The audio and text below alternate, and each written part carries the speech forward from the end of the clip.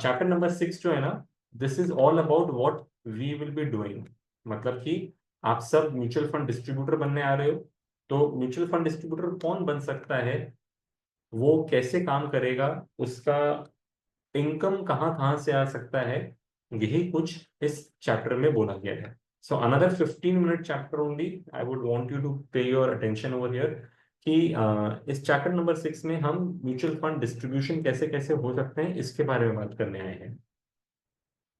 तो अलग अलग डिस्ट्रीब्यूशन मॉडल्स क्या हैं, डिस्ट्रीब्यूटर कैसे बना जाए, उसकी आमदनी कैसे होती है, एंड लास्ट में हम समझेंगे ड्यू डिलिजेंस, नॉमिनेशन और चेंज ऑफ डिस्ट्रीब्यूटर के बारे में। ठीक है, तो आइए पहले हम समझते हैं कि सर डिस्ट्रीब्यूटर की जरूरत क्या है, why is it that distributor is needed. अगर देखा जाए तो म्यूचुअल फंड के अंदर में जो पोर्टफोलियो है वो तो एसेट मैनेजमेंट कंपनी मैनेज कर रहा है, ठीक है, लेकिन डिस्ट्रीब्यूटर ही वो इंपॉर्टेंट कड़ी है जिसके भरोसे पर इन्वेस्टर अपना पैसा टिका के रखा है। ठीक है, सो अगर कोई डिस्ट्रीब्यूटर अच्छा हो तो वो हमेशा क्लाइंट का रिस्क प्रोफाइलिंग करेगा, उसके गोल समझेगा, उसके गोल्स के अनुसार जो स्कीम उसके लिए सूटेबल है उसको वही स्कीम्स में पैसे लगवाएगा, उसको क्लियर कम्युनिकेशंस करेगा, उसको टाइम टू टाइम अवेयर करेगा, उसको जो भी सपोर्ट चाहिए, कभी स्टेटमेंट चाहिए तो कभी उसको टैक्स रिपोर्ट चाहिए, वो सारे स्टेटमेंट्स प्रोवाइड करेगा। और टाइम टू टाइम जो भी रेगुलेटरी कंप्लाइंस पूरे करने की होती है वो सब काम जो है वो डिस्ट्रीब्यूटर का काम है, डिस्ट्रीब्यूटर वो काम करके देता है। सो जैसा मैंने कहा, सूटेबिलिटी मैप करना कि अगर क्लाइंट अग्रेसिव प्रोफाइल का है तो उसको क्या टाइप का फंड देना चाहिए, वर्सेस अगर क्लाइंट अगर कंजर्वेटिव प्रोफाइल का तो उसको क्या देना चाहिए। ये सूटेबिलिटी मैपिंग का काम जो है वो डिस्ट्रीब्यूटर का काम है, जो हम और आप करते हैं। इसीलिए मैं कहता हूं कि कभी भी किसी भी क्लाइंट का इन्वेस्टमेंट कराने से पहले हमारे ऐप में जो रिस्क प्रोफाइलिंग टूल है उसको आप जरूर से फॉलो करिएगा। राइट। सेकंड बोलता है कि सर डॉक्यूमेंटेशन बहुत इंपॉर्टेंट है। अभी आप क्लाइंट का इन्वेस्टमेंट कराने से पहले आपको क्लाइंट का केवाईसी करना होगा। राइट। क्लाइंट का आपको एनएससी के प्लेटफॉर्म पर आईआईएन क्रिएट करना होगा। तो ये काम डिस्ट्रीब्यूटर करता है। ऑनबोर्डिंग पूरे प्रोसेस में डिस्ट्रीब्यूटर का काम होता है, ट्रांजैक्शन डिस्ट्रीब्यूटर कराता है, और उसके बाद में जो पोस्ट सेल सर्विस है कि क्लाइंट को ऐप लॉगिन करा दो, उसको फंड हाउस का स्टेटमेंट निकाल के दे दो, कल को क्लाइंट बोलेगा मेरे को बैंक चेंज करना है, नॉमिनी चेंज करना है, तो ये सब काम जो है ये डिस्ट्रीब्यूटर करके देता है, ये डिस्ट्रीब्यूटर का काम है, रोल है। अगर मैं कहूँ तो इन्वेस्टर के जेब में पैसा है, फंड मैनेजर स्कीम के अंदर में उस पैसों को मैनेज करता है, लेकिन इन्वेस्टर और फंड मैनेजर को मिलाने के बीच में काम होता है म्यूचुअल फंड डिस्ट्रीब्यूटर का, जो इन दोनों को आपस में मिलवाता है। अगर मैं कहूँ कि म्यूचुअल फंड डिस्ट्रीब्यूटर इंडिविजुअल भी होते हैं, नॉन इंडिविजुअल भी होते हैं। फॉर एग्जाम्पल आप लोग जब फिनोमैटिक के साथ काम कर रहे हो तो फिनोमैटिक का लाइसेंस जो है वो हितेश जैन के नाम से नहीं है, वो लाइसेंस फिनोमैटिक के नाम से है, which is a company format, it's a non individual distributor. तो जनरली आप देखोगे कि जो छोटे छोटे डिस्ट्रीब्यूटर्स जो अपने इंडिविजुअल कैपेसिटी में काम करते हैं उनको हम इंडिविजुअल डिस्ट्रीब्यूटर्स कहते हैं, versus there are companies who are working in a bigger format, they are non individual distributors. Like for example आज के दिन आप देखते हो कि एसबीआई बैंक जो है वो सबसे ज्यादा म्यूचुअल फंड बेचता है, एचडीएफसी बैंक जो है सबसे ज्यादा म्यूचुअल फंड बेचता है। तो वो कौन है, वो भी तो एक म्यूचुअल फंड डिस्ट्रीब्यूटर ही है, भले ही वो बैंक है बट वो अल्टीमेटली एक म्यूचुअल फंड डिस्ट्रीब्यूटर ही है। उसमें और आप में कोई फर्क नहीं है, खाली फर्क ये है कि आप एक इंडिविजुअल डिस्ट्रीब्यूटर हो, वो एक नॉन इंडिविजुअल डिस्ट्रीब्यूटर है। तो जनरली देखा जाता है कि एक इंडिविजुअल डिस्ट्रीब्यूटर को एक छोटे से टेरिटरी में आप अपने पाड़े में या अपने लोकेलिटी में आप काम करोगे, वर्सेस जो नॉन इंडिविजुअल डिस्ट्रीब्यूटर्स होते हैं वो काफी बड़ा प्रेजेंस रखते हैं।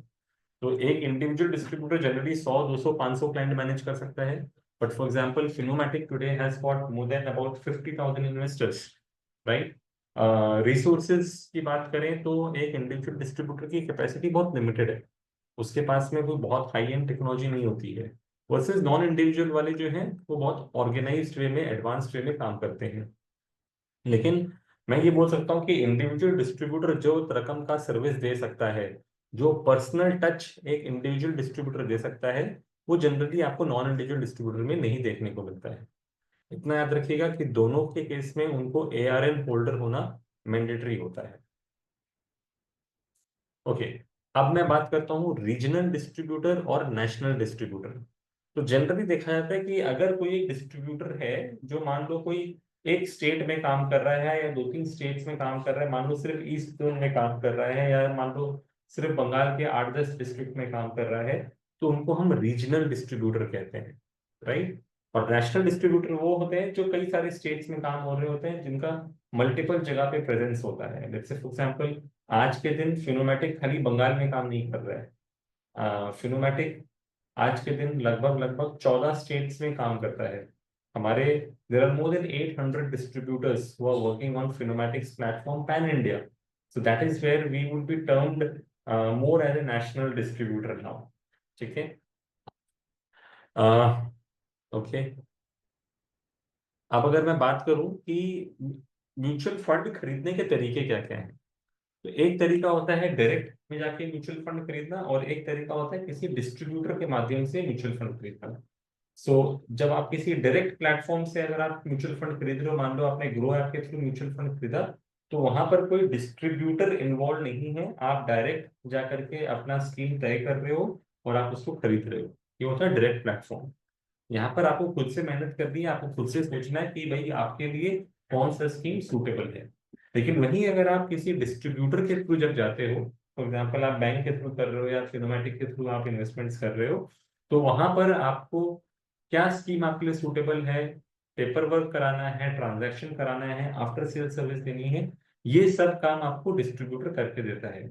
और डिस्ट्रीब्यूटर इसी काम के लिए जो पैसे चार्ज करता है, वो पैसे उसको एसेट मैनेजमेंट कंपनी से एज अ कमीशन मिलते हैं।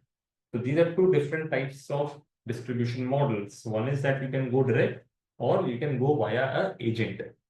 वैसे ही अगर बात करें तो म्यूचुअल फंड डिस्ट्रीब्यूशन जो है फिजिकल या डिजिटल भी होते हैं। फिजिकल मतलब अगर आप कोई फिजिकल फॉर्म भर करके लाइन में लग करके फॉर्म जमा करके आते हो और उसके बेसिस पे अपना इन्वेस्टमेंट करते हो, तो ये फिजिकल फॉर्मेट ऑफ इन्वेस्टमेंट है। जनरली ये आपको छोटे शहरों में देखने को मिलेगा, या कुछ पुराने डिस्ट्रीब्यूटर होंगे जो पिछले 20-25 साल से काम कर रहे हैं, जो समय के अनुसार नहीं बदलते हैं और आज भी पेपर फॉर्मेट में काम कर रहे हैं। That is physical mode of distribution. और वही डिजिटल मोड में क्या है कि sir there are online platform. For example आप जब फिनोमैटिक के साथ काम करोगे तो आप अपने घर बैठे बैठे क्लाइंट का केवाईसी आईएन वगैरह सब कुछ कर दोगे, right. So that is a digital format. यहाँ पर ट्रांजैक्शंस, रिपोर्टिंग सब डिजिटल होता है, ठीक है। अच्छा, B30 क्या होता है इसको लेके आपको बता देता हूँ। इंडिया में सेबी ने भारत को दो भाग में बांटा है, एक है T30, एक होता है B30।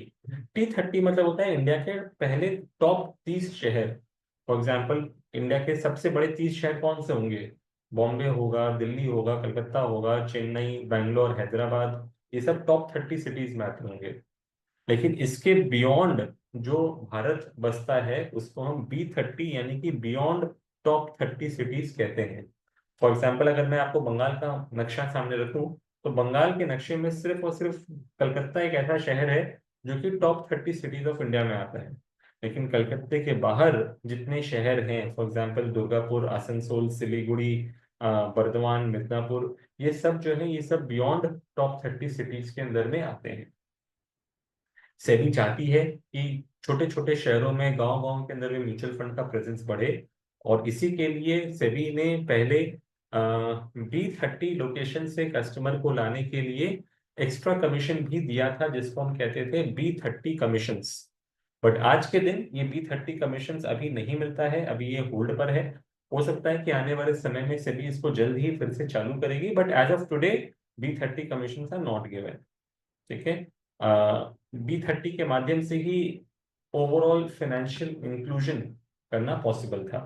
ओके, अब बात करते हैं कि म्यूचुअल फंड डिस्ट्रीब्यूटर कोई कैसे बनता है इंसान। तो जैसे कि ये आप सब समझते हो कि आप लोग सब आज मुझे ट्रेनिंग में सुन रहे हो, आपका ऑब्जेक्टिव क्या है? आपका ऑब्जेक्टिव है कि सर NISM का सीरीज 5A वाला जो एग्जाम है हमें वो पास करना है। अभी इतना याद रखिएगा कि NISM का फुल फॉर्म होता है national institute of securities market. ये एक एजुकेशनल संस्था है सेबी के अंडर में, जो कि फाइनेंशियल मार्केट से रिलेटेड कई सारे एग्जाम्स कंडक्ट करती है। तो अगर आपको म्यूचुअल फंड में काम करना है तो आप सीरीज 5 दे दीजिए। अगर आपको SIF में काम करना है तो आप सीरीज 13 दे दीजिए। अगर आपको PMS AIF में काम करना है तो आप सीरीज 21 दीजिए। आपको RIA बनना है तो सीरीज 10 दीजिए। डेरिवेटिव पास करना है सीरीज 6 दे दीजिए। तो यहाँ पर कम से कम 25 अलग अलग रकम के एग्जामिनेशंस हैं।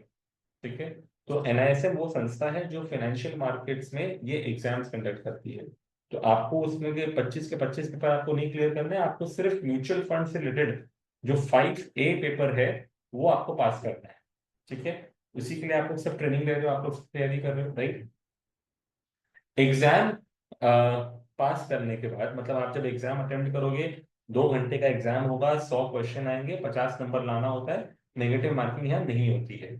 आप एक ऑनलाइन एग्जाम देते हो, सेंटर में जाते हो, वहां मल्टीपल चॉइस क्वेश्चन आते हैं, एक क्वेश्चन 4 ऑप्शन, आपको उसमें से सही जवाब देना है, 2 घंटे का समय रहता है। आपने जैसे ही लास्ट में एग्जाम का सबमिट बटन डाला, सामने सामने आपका स्कोर निकल के आ जाता है कि आप पास हुए कि फेल हुए। ठीक है, तो अगर आप पास हो जाते हो, जो कि 99% आप लोग सब पास हो जाओगे, तो पास होने के बाद में फिर आप जाते हो एमफी के पास में अपना ARN लेने के लिए। हमने पिछली क्लास में समझा था कि एमफी कौन है। AMFI is basically association of mutual funds in India.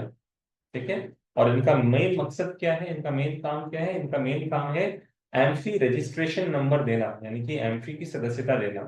ठीक है, तो अगर आपको इंडिया में लॉन्ग टर्म में लीगली म्यूचुअल फंड बेचना है, तो आपको इस संस्था का पार्ट होना पड़ेगा, आपके पास में अपना ARN नंबर होना मैंडेटरी है। ठीक है, अभी जब आपका ARN नंबर निकल जाता है, उसके बाद आप अगर चाहो तो आप एसेट मैनेजमेंट कंपनीज के साथ में डायरेक्टली काम कर सकते हो। मतलब आप SBI म्यूचुअल फंड में जाके बोल सकते हो कि सर हम आपके साथ काम करना चाहते हैं, हमने एग्जाम पास कर लिया, हमारे पास लाइसेंस है। या फिर आप लेट्स से किसी नेशनल डिस्ट्रीब्यूटर लाइक फिनोमैटिक वगैरह के साथ में काम कर सकते हो। एक बात आपको जरूर बोलना चाहूंगा, not part of the syllabus, कि कई बार लोग सोचते हैं कि सर जब एग्जाम पास कर ही लिया है तो हम डायरेक्टली फंड हाउस में काम कर लेते हैं, why do we require somebody like a Finomatic to work with. या किसी के मन में ये सवाल आता है कि सर अगर मैं किसी डिस्ट्रीब्यूटर के अंडर में काम करूंगा तो मुझे कम कमीशन मिलेगा कंपेयर टू कि जो अगर मैं डायरेक्टली काम करूंगा। तो दोस्तों मैं आपको 2-3 बातें पहले क्लियर कर देता हूँ। सबसे पहला ये होता है, again not part of syllabus but let me talk about it for 2 minutes, कि एज आई सेड, अभी हम लोग थोड़ी देर पहले यही डिस्कस कर रहे थे कि सर एक नेशनल डिस्ट्रीब्यूटर और लोकल डिस्ट्रीब्यूटर के पीछे फर्क क्या होता है, कि sir the technology support that you can get from a national distributor is a much better tool than you are working independently. For example, आज के दिन अगर आप इंडिविजुअल कैपेसिटी में एग्जाम पास करके अगर आप फंड हाउस में काम करने जाते हो और आपके कस्टमर ने कहा कि भाई मुझे 10,000 रुपए की SIP करनी है, आपने कहा कि भाई मैं 5 फंड हाउस में आपके पैसे लगाऊंगा, तो आप इंडिविजुअल कैपेसिटी में कैसे काम करोगे? आप उसको 5 फंड हाउस का फॉर्म रखोगे कि सर ये रहा SBI का फॉर्म, ये HDFC का फॉर्म, या ICICI का फॉर्म। सामने क्लाइंट 5 फॉर्म को साइन करेगा, 5 फंड हाउस के नाम पे चेक लिख के देगा, और आप जाओगे पांचों फंड हाउस के दफ्तर में लाइन लगा के अपना फॉर्म जमा करोगे, और इस तरह से आप काम करोगे। कल को क्लाइंट अगर कह दिया कि भाई मुझे पैसे निकालने हैं, तो आप फिर से क्लाइंट से एक रिडेम्पशन फॉर्म साइन कराओगे और फंड हाउस में आके जमा करके आओगे। तो बहुत ही भागा दौड़ी माथा पच्ची का काम है, राइट। और वहीं जब आप एक फिनोमैटिक जिस संस्था से आप काम करते हो, तो सबका सब काम आप फिनोमैटिक ऐप के थ्रू काम करते हो, कि फिनोमैटिक ऐप के थ्रू ही आप क्लाइंट का KYC भी कर दोगे, उसी के थ्रू आप क्लाइंट का IAM क्रिएट कर दोगे, और पांचों फंड हाउस पे खुद से ही आप ट्रांजेक्शन भेज दोगे। कल को क्लाइंट को आपको सर्विस देनी है तो आप उसको ऐप पकड़ा दोगे, आपको जो रिपोर्ट चाहिए आप खुद से निकाल के दे सकते हो, और कल को अगर क्लाइंट बोलता है कि भाई पैसे निकालने हैं, तो आप उसको ऐप से रिडेम्पशन का एक लिंक भेजोगे, उसके बेसिस पे उसका रिडेम्पशन हो जाएगा, राइट। अब कई लोग सोचते हैं कि सर देखो ये सब करने के फायदे तो हैं, बट नुकसान ये है कि हमें कमीशन कम मिलता होगा। तो दोस्तों ये बात भी मैं क्लियर कर देता हूँ कि mutual fund is different from insurance. Insurance में जैसे आप जानते हो कि LIC के अंदर में लेट से कोई आदमी साल का 12 पॉलिसी करता है, और लेट से कोई एक आदमी MDRT करता है, दोनों को तो सेम अमाउंट ऑफ कमीशन मिलता है, राइट। तो क्या म्यूचुअल फंड में भी फिक्स्ड कमीशन स्ट्रक्चर है? Answer is no. आप देखिएगा कि लेट से अगर आप एक SBI ब्लू चिप फंड बेचने जा रहे हो जिसका एक्सपेंस रेशियो मान लो 1.6% है, तो वो SBI ब्लू चिप फंड को जब एक नॉर्मल छोटा distributor, first timer in the industry, जब वो SBI के पास जाता है और कहता है कि भाई मुझे ये स्कीम बेचना है, तो उसको SBI म्यूचुअल फंड वाले 50 पैसा यानी कि लेट से 0.5% ऑफर करते हैं। एक्सपेंस रेशियो 1.6 है, वो उसका प्रॉफिट मार्जिन ज्यादा रखते हैं। लेकिन वहीं पर जब फिनोमैटिक जैसी एक संस्था जो 1200 करोड़ रुपए मैनेज कर रही है, जब वो बेचने को आती है, तो फिनोमैटिक को वही सेम स्कीम बेचने के लिए 1% का कमीशन ऑफर किया जाता है। तो अगर फिनोमैटिक को अगर 1% मिल रहा है और फिनोमैटिक अगर आपको शेयरिंग करके भी कमीशन दे रही है, तो भी आपके अकाउंट में कुछ 60-65 पैसे आएंगे, which is better than what you are getting when you are working directly with SBI mutual fund. तो दोस्तों मेरा कहना है कि there are many advantages and of working with a player like us. But मेरा जो मानना है, जो सबसे इंपॉर्टेंट बात है वो ये है कि बॉस, आप अपने इंडस्ट्री में बड़ा काम तभी कर पाओगे जब आप प्रॉपर नॉलेजेबल होंगे। और ये नॉलेज के लिए आपको ट्रेनिंग प्लेटफॉर्म्स चाहिए, जो कि आपको इंडिविजुअल कैपेसिटी में शायद कभी नहीं मिल पाएंगी। It's very difficult, but when you come to organisations like us, you will find lot of training support. Anyways, ये टॉपिक पे मैंने आपको 5 मिनट बात की। एक और बात आपको कहता हूँ कि सर, जब आप लाइसेंस लेते हो, आपका लाइसेंस 3 साल के लिए वैलिड होता है। 3 साल के बाद में क्या आपको फिर से एग्जाम लिखना पड़ेगा? Answer is no. आपको फिर से एग्जाम नहीं लिखना है। आपको सिर्फ एक सीपीई, जिसको हम कहते हैं कंटिन्यूइंग प्रोफेशनल एजुकेशन, ये एक वेबिनार, ये एक ट्रेनिंग होता है जो कि आपको अटेंड करना होता है। फिजिकल में भी अटेंड कर सकते हो, डिजिटल में भी घर बैठे बैठे अटेंड कर सकते हो। लाइसेंस एक्सपायर होने के 6 महीने पहले से आपको ये ट्रेनिंग लेनी होती है। आपने ट्रेनिंग अटेंड कर लिया, आपका सर्टिफिकेट रिन्यू हो जाएगा अगले 3 सालों के लिए। Right? So this is what it is. Compliance की बात करता हूँ, code of conduct mutual fund distributor के लिए कहता है कि देखो, आप जो भी काम करोगे, आप ऑनेस्टी, इंटेग्रिटी और फेयरनेस के साथ काम करो, कभी मिस सेलिंग मत करो। क्लाइंट को वैसा ही स्कीम्स दो जो उसके रिस्क प्रोफाइल से सूटेबल हो। क्लाइंट का इंफॉर्मेशन को हमेशा कॉन्फिडेंशियल रखो। ये नहीं कि आप उसका आधार कार्ड पैन कार्ड बांटते फिर रहे हो। क्लाइंट को हमेशा आप क्या कमीशन कमा रहे हो ये क्लाइंट को बताओ। जी हाँ, हमारे इंडस्ट्री में कहा गया है कि sir, you are suppose to disclose whatever earnings that you are getting from a client to the client. ठीक है? And you should comply with all the SEBI and AMFI regulations which comes from time to time. ये तो हो गया code of conduct. क्या नहीं करना चाहिए, रेड फ्लैग, प्रोहिबिटेड प्रैक्टिसेस क्या है? कि सर, आप कभी भी गारंटी रिटर्न तो बोल के गलती से ही मत आ जाइएगा। मिस सेलिंग कभी मत करिएगा। आप कहोगे कि सर, हमको क्या कमीशन मिलता है ये हम छुपाएंगे, हम नहीं बताएंगे, क्लाइंट पूछेगा तो भी नहीं बोलेंगे। ऐसा मत करिए, सेबी कहती है बताने के लिए। आप क्लाइंट का पोर्टफोलियो को चर्न कभी मत करिएगा कि आज ये एनएफओ आया हुआ है तो पैसा यहाँ डाल दिया, कल को घुमा के दूसरे एनएफओ में डाल दिया। ये सब काम कभी मत करिएगा। क्लाइंट के अकाउंट में कभी गलती से भी आप साइन मार के कोई फॉर्म जमा कर दिए, ये सब काम बिल्कुल मत करिएगा। और क्लाइंट के अकाउंट से कभी अनऑथराइज्ड ट्रांजैक्शंस कभी मत करिएगा। So these are some things which we all know we should not be doing, no one would be doing. Okay. अब यहाँ पे बात होती है कि सर, अगर आप जब काम करते हो तो आपको म्यूचुअल फंड से ट्रेल कमीशन मिलता है।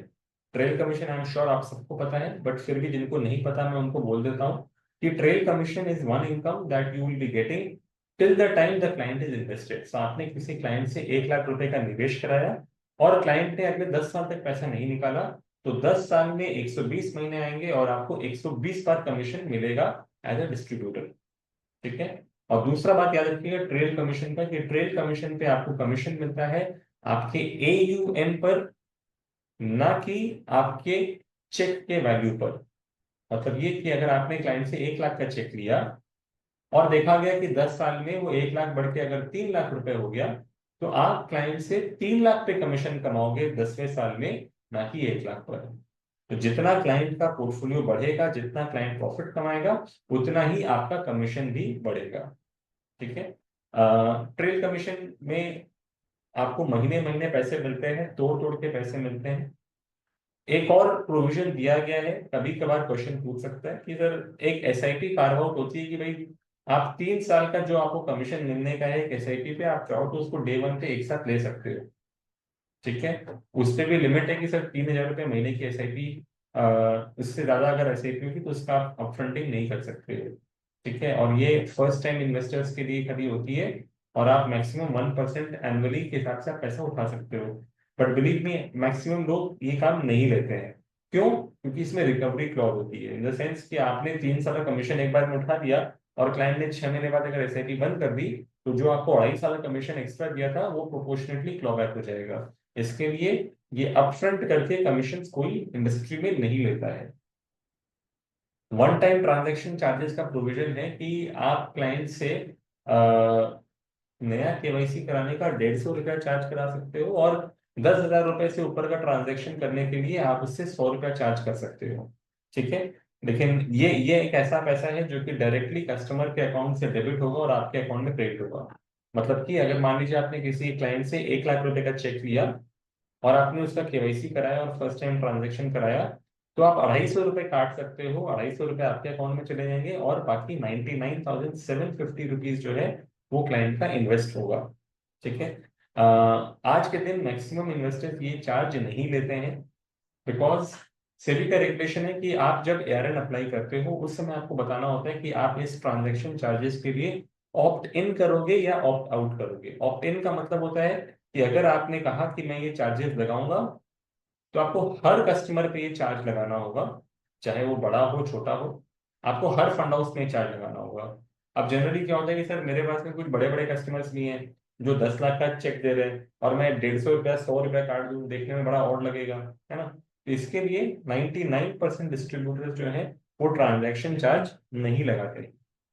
तो यहाँ पर ट्रेल कमीशन का एक इलस्ट्रेशन दिया गया है कि मान लीजिए आपने किसी कस्टमर से 10 लाख रुपए इन्वेस्टमेंट कराए, तो पूरा अगस्त का महीना निकल गया।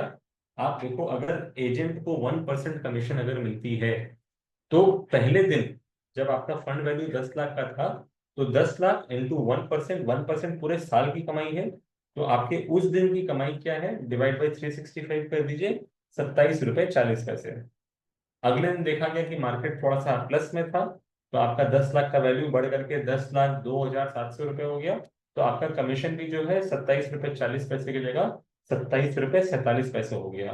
वहीं अगर मार्केट गिर गया, अगर 10 लाख की कीमत 9,90,000 हो गई, तो आपको 9,90,000 पे कमीशन 27 रुपए 15 पैसे आएगा। तो इस तरीके से 30 दिन में 30 बार कमीशन आ रहा है, जो कि जुड़ करके लास्ट में आपको 850 रुपये का कमीशन मिल रहा है। तो ये याद रखिएगा, ट्रेल कमीशन का फॉर्मूला होता है कि आपका जितना एसेट अंडर मैनेजमेंट है उस पर आप अपना कमीशन रेट मल्टीप्लाई करते हो, डिवाइड बाई 365 करते हो, that is your trail commission. ठीक है। अच्छा, अभी सेबी कमीशन डिस्क्लोजर्स के बारे में कहता है कि जो बड़े डिस्ट्रीब्यूटर हैं उनको क्या कमीशन मिल रहा है ये फंड हाउस को डिस्क्लोज करना पड़ेगा। तो बड़े डिस्ट्रीब्यूटर का डेफिनेशन सेबी ने दिया कि जो इन चार में से एक कैटेगरी में फॉल करते हो, जिनका या तो 20 जगह पे ऑफिस है, या फिर जिनका 100 करोड़ से ज्यादा का एसेट अंडर मैनेजमेंट है, या फिर जो फंड हाउस से साल का 1 करोड़ रुपया कमाते हैं, या किसी एक फंड हाउस से साल का 50 लाख रुपया कमाते हैं। कोई भी डिस्ट्रीब्यूटर अगर इन चार कैटेगरी में से कोई भी एक कैटेगरी में फॉल करता है तो वो बड़ा डिस्ट्रीब्यूटर होगा। और ऐसे बड़े डिस्ट्रीब्यूटर को फंड हाउस ने क्या कमीशन दिया है वो इन्वेस्टर को बताना मैंडेटरी है। Disclosure must be as per the prescribed format of SEBI. It should be provided at the time of investor onboarding. कि इन्वेस्टर को आप जब सिस्टम में ऑनबोर्ड कर रहे हो, ट्रांजेक्शन करा रहे हो, तो जो स्टेटमेंट आपने दिया, स्टेटमेंट में इन्वेस्टर को मालूम होना चाहिए कि डिस्ट्रीब्यूटर को आपके इन्वेस्टमेंट के ऊपर से क्या कमीशन मिला। Applies to both individual and non individual distributors who are achieving this criteria. आप भी जानते हो कि अगर इस चार क्राइटेरिया की बात करूं तो फिनोमेटिक ऑलमोस्ट चारों क्राइटेरिया में क्वालिफाई करती है, इसलिए फिनोमेटिक को भी क्या कमीशन मिलता है ये इन्वेस्टर को डिस्क्लोज किया जाता है। ठीक है। अच्छा, एम्फी का एक ड्यू डिलिजेंस प्रोसेस भी होता है, again with the same set of distributor, जो मैंने कहा पिछले स्लाइड में कि ये चार बड़े डिस्ट्रीब्यूटर हैं। एम्फी हर साल, हर 3 साल में एक बार उनका ड्यू डिलिजेंस एक्सरसाइज करती है। बेसिकली वो ये ऑडिटर को भेजती है हमारे ऑफिस में और कहती है कि भाई जाके चेक करो कि जो जो काम आपको करने को कहा गया था आपने वो किया है कि नहीं। फॉर एग्जाम्पल, आपसे एक्सपेक्टेशन था कि आप क्लाइंट का रिस्क प्रोफाइलिंग करोगे, आप क्लाइंट का इन्वेस्टमेंट कराते वक्त सूटेबिलिटी चेक करोगे, आप क्लाइंट को प्रॉपर सेल सर्विस दोगे, कोई कंप्लेंट नहीं आनी चाहिए। तो ये सब काम आपने किया है कि नहीं किया है, ये एम्फी के ऑडिटर्स आकर के हमारे ऑफिस में चेक करते हैं। तो this is a due diligence exercise, right. अच्छा, अभी ये म्यूचुअल फंड डिस्ट्रीब्यूटर और आरआईए क्या होता है इसको भी जान लीजिए। एग्जाम में ये क्वेश्चन आता है कभी कभार कि हम लोग जब NISM 5A का एग्जाम पास करते हैं तो हम लोग म्यूचुअल फंड डिस्ट्रीब्यूटर बनते हैं, जहां पर हम लोग रेगुलर प्लान सेल करते हैं और हमें हमारा कमीशन फंड हाउस के थ्रू मिल जाता है, राइट। लेकिन आपने सुना होगा कि कुछ डिस्ट्रीब्यूटर ऐसे हैं जो कि खाली डायरेक्ट प्लान सेल करते हैं, वो रेगुलर प्लान सेल नहीं कर सकते। उन्होंने NISM 21 की एग्जाम पास की है, राइट, और उनको हम RIA यानी कि रजिस्टर्ड इन्वेस्टमेंट एडवाइजर कहते हैं। अब क्योंकि ये बंदे डायरेक्ट प्लान बेचते हैं तो इसके लिए फंड हाउस इनको कमीशन नहीं देती है। तो जहां फंड हाउस से कमीशन नहीं मिलता है तो ये लोग अपना घर चलाते हैं क्लाइंट से फीस चार्ज करके। So it's like they tell the client, boss, if I'm managing 10 lakh rupees for you, you give me a fees of 10,000 rupees. So that is how RIAs work. RIAs cannot earn any commission. They are a fee only model. But अगर मैं practically आपको बात करूं तो India में RIA model इतना successful नहीं है। मैक्सिमम डिस्ट्रीब्यूटर्स जो होते हैं वो सब म्यूचुअल फंड डिस्ट्रीब्यूटर्स हमारे आपकी तरह MFD होते हैं। And this is the last part जहाँ पे कह रहे हैं कि सर देखो, म्यूचुअल फंड में ना नॉमिनेशन अलाउड है फॉर कमीशंस। मतलब कि देखो, आप जानते हो कि ये जो धंधा है ये लॉन्ग टर्म का धंधा है। आप लोग अभी मान लो 40s में हो, 50s में हो, आप सोचते हो कि यार अगले 10 साल जम के काम कर लेते हैं, 10 साल में अपने कुछ 20-25 करोड़ का EM बना लेंगे, फिर घर बैठे बैठे महीने का ₹1,00,000 का इनकम आ जाएगा, बुढ़ापा ठीक से गुजरेगा। अभी आपने इतनी मेहनत करके 25 करोड़ रुपए का EM खड़ा भी कर लिया फिनोमैटिक के साथ अगले 10 साल में, कल को भगवान ना करे आपको कुछ हो जाए, तो आप तो चाहोगे ना कि यार ये मेरा बना बनाया बिजनेस जो था, इस पे जो मुझे इनकम आती थी ये मेरे वाइफ को मिल जाए या मेरे बच्चे को मिल जाए। तो that is what is there कि सेबी अलाउ करता है, एमफी अलाउ करता है कि ये जो ट्रेड कमीशन जो है ये आपके नॉमिनी को इनहेरिट हो जाएगा। ठीक है। सो डिस्ट्रीब्यूटर के डिमाइस के बाद the nominee can continue receiving the commissions. Declaration देना पड़ता है, one legal nominee can be applied, nominee के डिटेल्स देने होते हैं। अच्छा, ये याद रखिएगा कि नॉमिनी नया सेल नहीं कर सकता है। अगर वो नया सेल करना चाहता है तो उसका एंट्री का एग्जाम NISM 5 में पास करना पड़ेगा, बट अदरवाइज जितने एसेट्स आपने बना के रखे थे उसके ऊपर में उसको कमीशन लाइफ लॉन्ग मिलता रहेगा। चेंज ऑफ डिस्ट्रीब्यूटर, अगेन ये एक है कि अगर म्यूचुअल फंड आपने अपने क्लाइंट को अप्रोच किया, उसने कहा कि देख भाई मेरा इन्वेस्टमेंट तो ऑलरेडी एक बैंक के थ्रू किया हुआ है, आप अगर चाहो तो उस इन्वेस्टमेंट को अपने अंडर शिफ्ट करा सकते हो। For that you have to sign the change of, the client will have to sign the change of distributor form. इस पे अब 2 दिन पहले एक नया सर्कुलर आया था जहां कहा गया है कि आप अगर कभी ऐसा चेंज ऑफ डिस्ट्रीब्यूटर कराओगे तो 1 साल तक किसी भी डिस्ट्रीब्यूटर को कमीशन नहीं दिया जाएगा। पहले ये वेटिंग पीरियड 6 महीने का था, but from 11th of January, from 11th of August, this waiting period has now been increase from 6 months to 12 months। तो 12 महीने के बाद आपको कमीशन देना चालू कर देंगे। इसके लिए आपको पुराने डिस्ट्रीब्यूटर से कोई NOC लेकर के नहीं आना है। आप अपना इन्वेस्टर साइन करा के डिस्ट्रीब्यूटर चेंज कर सकते हो। डिस्ट्रीब्यूटर चेंज खाली रेगुलर प्लान का होता है, डायरेक्ट प्लान का नहीं होता है। इन्वेस्टर का चॉइस है कि वो पूरा का पूरा फोलियो आपको शिफ्ट कर सकता है या किसी फोलियो का कोई एक पर्टिकुलर स्कीम एक नए डिस्ट्रीब्यूटर के पास में शिफ्ट कर सकता है, राइट। तो with this we come to the end of this chapter also. हमने जितना कुछ पढ़ा आज चैप्टर 2, 5 and 6 कंप्लीट किया। ओके, अभी प्रश्न जी पूछ रहे हैं कि at the time of doing application exam I have seen many correct 2 or 3 answer under single question, will it be the same at final exam or one single answer under one single. Okay, तो प्रश्न आपको बोल देते हैं कि I don't know आप किस question की बात कर रहे हो, बट कभी कभार एग्जाम में घुमा फिरा के क्वेश्चन पूछता है। जैसे कि एक क्वेश्चन देगा और उसमें 4 स्टेटमेंट दे देगा, statement A, statement B, statement C, statement D. और फिर एग्जाम में क्वेश्चन ऐसा पूछेगा कि भैया statement 1 and 2 are correct, statement 1, 2 and 3 are correct, only statement 3 is correct, all of the above, ऐसा कुछ आपको देगा। तो अभी आपको देखने को लगेगा कि यार अगर 1, 2 and 3 तीनों ही करेक्ट है तो पहला ऑप्शन ही कोई आदमी देख के मार्क कर दे कि statement 1 and 2 are correct, but उसने तीसरा स्टेटमेंट तो पढ़ा ही नहीं। तो मेरा बोलने का मतलब है कि ऐसे क्वेश्चंस आते हैं कि वो घुमा फिरा के पूछते हैं कि भैया इसमें से कौन सा कॉम्बिनेशन करेक्ट है। तो you will definitely get out of 100 questions, you will definitely get some 15-20 questions क्योंकि थोड़ा घुमा फिरा के आएगा। अगर आप शांति से पढ़ोगे तो आप सॉल्व कर लोगे। ओके, फिर कोई पूछ रहा है कि फिजिकल एग्जाम, फिजिकल बुक कैसे मिलेगा। तो फिजिकल बुक आप अगर कलकत्ता में हो तो आप काइंडली हमारे ऑफिस से ले लो, और अगर आप कलकत्ता में नहीं हो तो आपको हम कुरियर लगा देंगे। For that you will have to coordinate with Harshika. Okay Prashant, अगर आप कह रहे हो कि you are not saying that, तो अगर आपको ऐसा लग रहा है कि एक क्वेश्चन के मल्टीपल आंसर्स करेक्ट हैं तो ऐसा क्वेश्चन नहीं होगा, एक क्वेश्चन का एक ही आंसर करेक्ट होगा। सर अगर 1-2 दिन का वीडियो रिकॉर्डिंग मिल जाता तो अच्छा होता। तो I think Saurabh ji, I think last class का वीडियो सेशन का रिकॉर्डिंग दिया हुआ है, अगर नहीं दिया हुआ है तो I will check with the team, I will share it in the group also. आज का सेशन का रिकॉर्डिंग आपको कल मिल जाएगा, राइट? सो ये रिकॉर्डिंग आपको कल मिल जाएगा। Okay, if anybody has any other question please feel free to ask, but otherwise we are done with the session for today। अब सेशन जो कंप्लीट हो गया है, अब ये 3 चैप्टर के वीडियोस आपको ग्रुप में डाल, आपको ऐप में मिल जाएंगे। तीनों चैप्टर्स के क्वेश्चंस चढ़ा दिए जाएंगे और व्हाट्सएप ग्रुप पे ये तीनों चैप्टर्स के क्वेश्चंस मोहित आपसे पूछेगा भी। So I would want each and every one of you to answer the questions from there, right? So with this I conclude today's session. Thank you so much everyone for being a part. Mutual fund investments are subject to market risk. Please read the offer document carefully before investing.